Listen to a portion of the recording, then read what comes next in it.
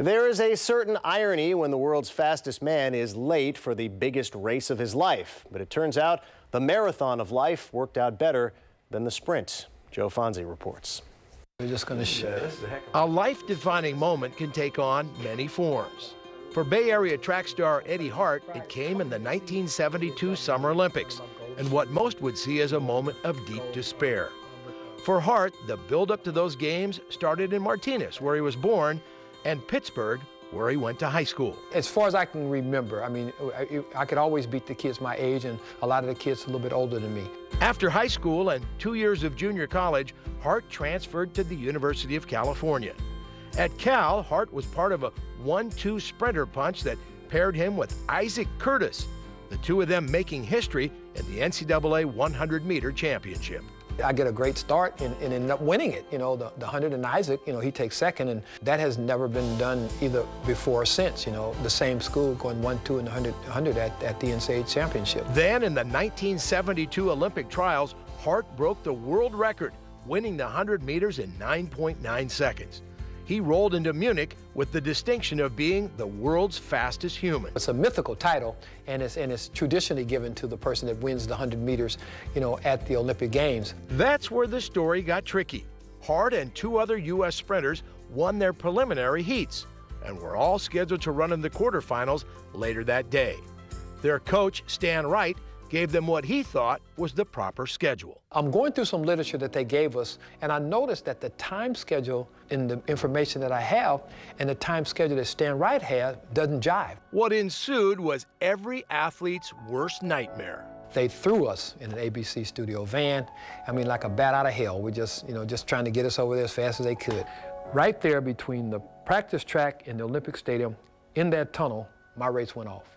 I was less than probably here to the street, you know, when my race went off. I mean, I was just that close. That's right. The world's fastest human did not get to run in the 100-meter finals at the Olympics because his coach gave him the wrong starting time.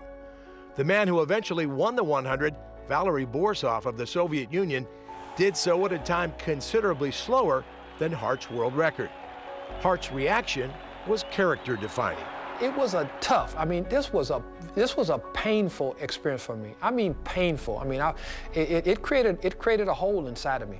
And not only was it tough, I mean, I couldn't hide from it. I couldn't get away from it. That was the #1 news in the world. And the one thing that I told Stan Wright is that, you know, I loved him and that, you know, we'll always be friends. What kind of friend would I be for me to throw him under the bus? I mean, things happen, and it wasn't intentional. 45 years later, I still feel like that was the right thing to do, and it was a good decision. I still feel good about the way that I responded to that. Stan Wright died in 1998. Eddie Hart against Borsov. There was a consolation for Hart.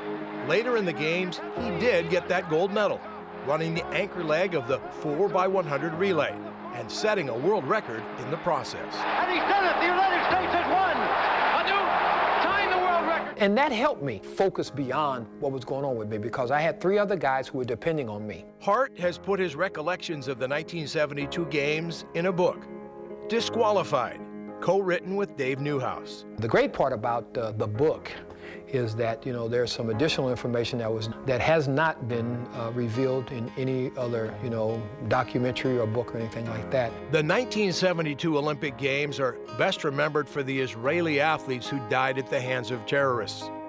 Those are the games in which Mark Spitz won 7 gold medals. And they're also the games in which Eddie Hart won 1, missed out on a 2nd, and set an example of how to handle a life-defining moment when it comes your way. Joe Fonzie, KTVU, Fox 2 News. If you would like to meet Eddie, he and co-author Dave Newhouse will be at Pittsburgh Historical Museum for a book signing. You can check that out November the 5th between 2 and 4 p.m.